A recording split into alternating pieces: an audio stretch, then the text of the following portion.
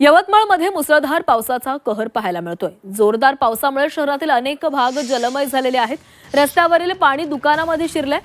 यवतमाळमध्ये पावसाने कहर केलेला असून हवामान विभागाने देखील पावसाचा रेड अलर्ट जाहीर केलाय। गुरुवारी दिवसभर मुसळधार पाऊस बरसल्याने शहराच्या अनेक भागात पाणी साचलं।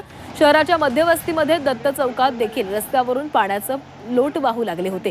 दत्त चौक ते दाते कॉलेज चौक मार्गावर नाल्याचं सदोष बांधकाम केल्यामुळे रस्त्यावरील पाणी थेट दुकानांमध्ये शिरलं। हा मार्ग तयार होत असताना स्थानिक व्यावसायिकांनी या कामाबद्दल आक्षेप नोंदवला होता। मात्र नगरपालिका प्रशासन व सार्वजनिक बांधकाम विभागाने तक्रारींकडे दुर्लक्ष केलं। परिणामी पावसाळ्यामध्ये मोठ्या प्रमाणात दुकानांमध्ये पाणी शिरून साहित्याचे नुकसान झाले।